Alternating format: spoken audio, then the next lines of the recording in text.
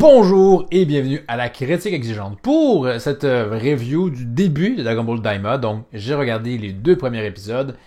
Je me suis dit que 2 c'est mieux que 1 et je pourrais en parler à la fin quand ça sera complété et aussi bien évidemment faire un pitch de vente. Probablement que j'aurai des idées. Donc, ce sera pas une revue formelle. On va vraiment juste aller parler des idées globalement, ce qui me vient en tête.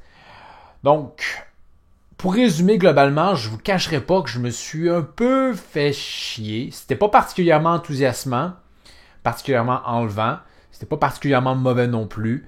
Juste que je me dis, bon, je pense qu'il y a d'autres trucs meilleurs que je pourrais regarder. Par contre, je vais le soulever là, au niveau du premier épisode. La qualité d'animation, elle était au rendez-vous. On avait presque l'impression d'être davantage dans un film. Donc c'est bien. Faut juste voir est-ce qu'ils sont capables de maintenir ce rythme-là durant tout le long. C'est Dragon Ball, c'est la Toei, j'ai des doutes. Mais c'est pas impossible non plus. On commence de façon atypique dans la série avec on a un épisode plus long et on consacre vraiment beaucoup de temps sur les vilains. Mais n'empêche que la prémisse, elle est vraiment très étrange. On a eux dans la dimension démoniaque, le Makai, qui... On ne sait pas trop pourquoi à ce moment-là, mais ils se disent, bon, ben ça fait quelques semaines sans doute déjà que Dabra est parti. Il a pris le pouvoir et là, à travers un mécanisme, il peut voir, si on veut, le film Dragon Ball. Et ben c'est ça. Au lieu d'aller à la fin pour savoir la partie qui l'intéresse, ben il le regarde à peu près de long en large, des fois en zappant des bouts. Et c'est toujours comique parce qu'on voit vraiment juste ce que nos héros ont vécu, jamais des éléments que eux n'ont pas pu voir. Bref. Donc tout ça pour apprendre éventuellement que Dabra a été contrôlé par Babidi. Été vaincu, etc. Donc vraiment, il apprend l'information au compte-gouttes. C'est un peu étrange. Pourquoi à ce moment-là, ils se disent, bon, ben parfait, là, on regarde l'écran pour savoir ce qui se passe.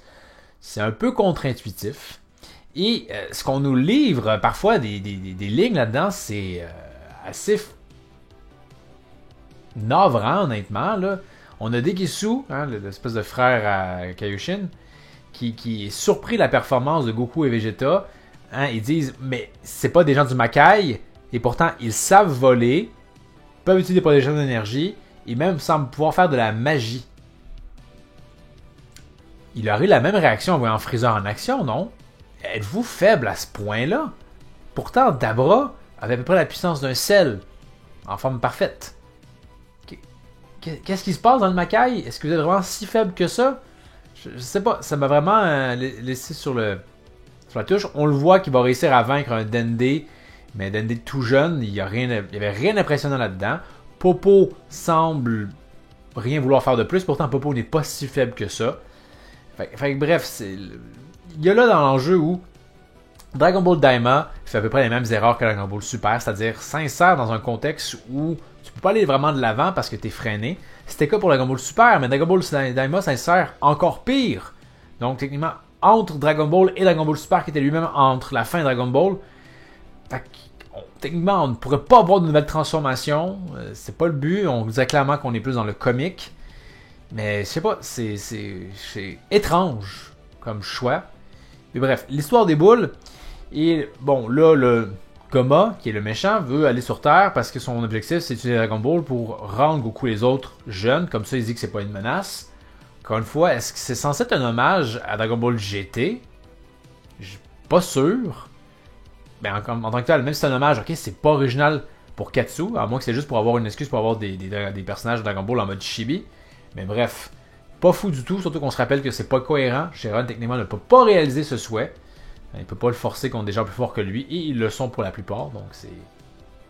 Il y a ça. Par contre, dans le fait qu'il rajeunisse, ce qui je trouve est intéressant, c'est vraiment de voir Tortue Géniale jeune.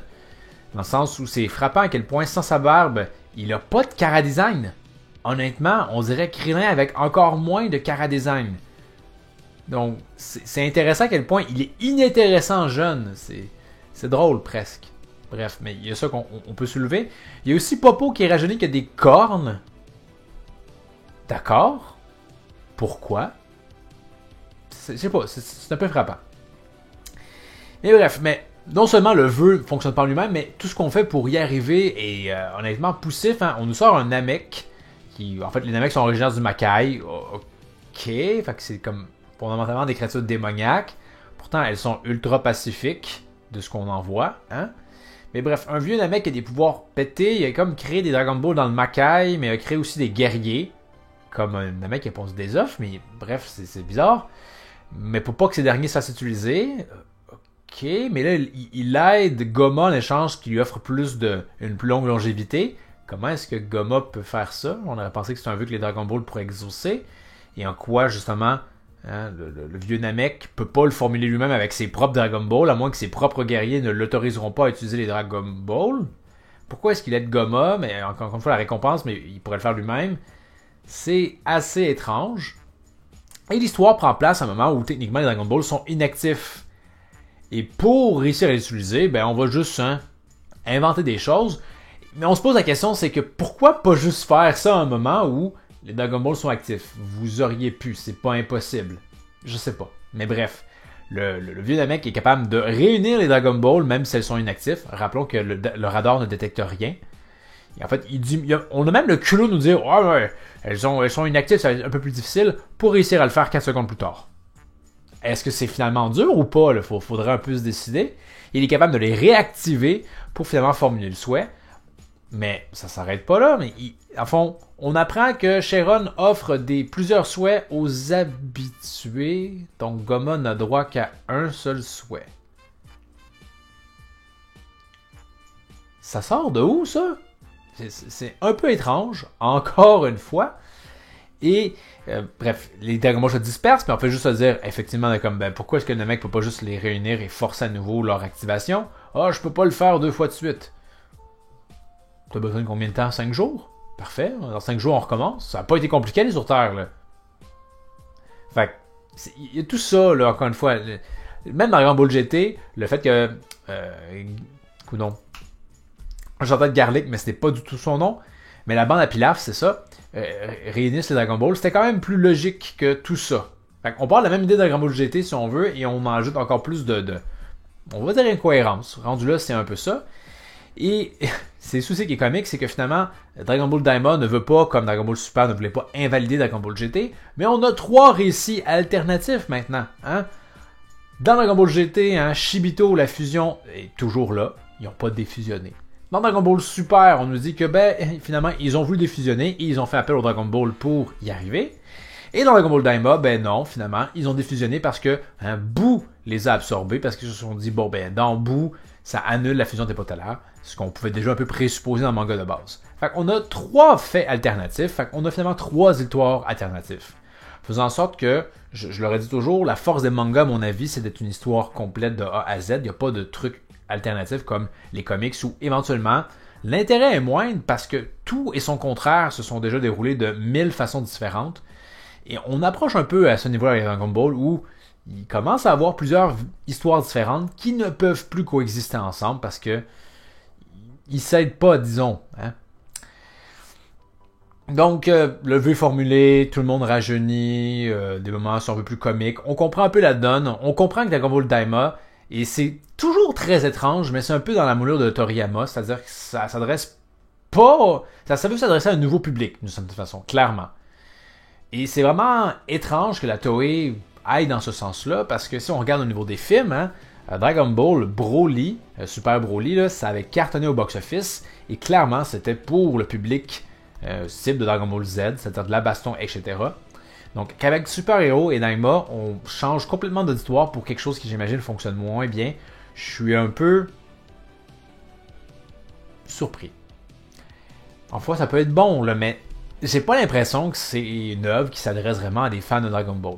On se dit qu'on a déjà eu Dragon Ball premier du nom, plus léger, et que ça semblait même pas aussi léger que les Dragon Ball Daima, donc à voir. Surtout qu'encore une fois, le chara-design, c'est Toriyama assez fin, puis on va demeurer respectueux au maître, mais quand même sur la fin, ces chara-designs sont, je trouve, d'un simplisme navrant.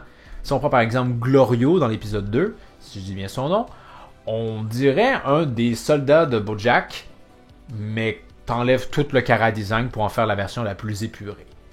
Il n'y a rien de vraiment fantasmant avec ça, genre rien. Encore une fois, c'est sûr que des fois on a comme toujours dans les animés les personnages les personnages principaux qui ont des chara-design vraiment trop poussés par rapport aux figurants, mais en même temps ça apporte un peu de saveur. Là, Glorio est juste fade en tant que tel.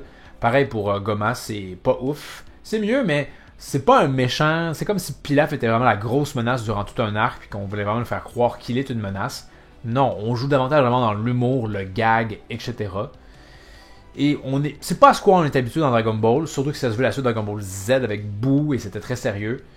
Donc, je sais pas. C'est vraiment toujours très perplexant. Dragon Ball Super marchait quand même bien, mais finalement, il va falloir que Kakume exploite mieux le filon que la Toei peut faire lui-même et finalement se dire que ben non, les gens veulent du léger, pas tant que ça.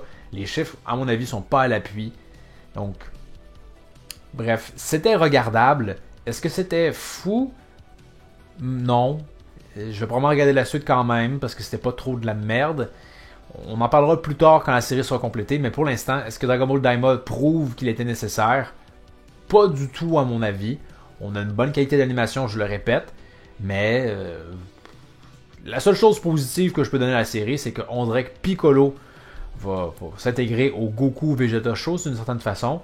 Ça me botte un peu plus. Mais ce qui est navrant, hein, c'est que Gohan est complètement investi du récit jusqu'à présent. Et Goten et Trunks, hein, on les oublie. Fait que c'est les mêmes tasses, on veut Dragon Ball Super, mais dans un registre différent. Donc, à voir pour la suite des choses, mais pour l'instant, je ne suis vraiment pas du tout enthousiasmé par Dragon Ball Daima. Le générique lui-même, hein, et je trouve pas très enlevant. La musique ne lève jamais. Visuellement parlant, ça va, ça montre à peu près tout ce qu'on veut espérer voir. Ça reste dans l'énigmatique. On voit le côté plus aventuresque. Mais vraiment, c'est un générique que je pense je n'hésiterai pas à passer. Mais bon, je me base sur, je pense, juste une écoute. Ça va peut-être changer, je vous en reparlerai plus tard, mais pour l'instant, c'est pas un générique qui me laisse une très bonne impression. Donc, vous, qu'est-ce que vous avez pensé de Dragon Ball Daima? Qu'est-ce que vous pensez des modifications faites au lore, etc.? Est-ce que ça vous enthousiasme? Si oui, pourquoi? Donc, vous pouvez m'en faire part dans les commentaires. Pour la prochaine critique exigeante, je sais pas si on va être rendu que je peux parler de la moitié de Bleach, parce qu'on va être rendu là, peut-être bien. Donc, à voir, encore une fois. Les suggestions dans les commentaires, c'est toujours les bienvenus. Donc, merci de vous abonner, et je vous dis à la prochaine critique exigeante. 熱くなれ夢見た明日を必ずいつか捕まえる走り出せ振り向くことな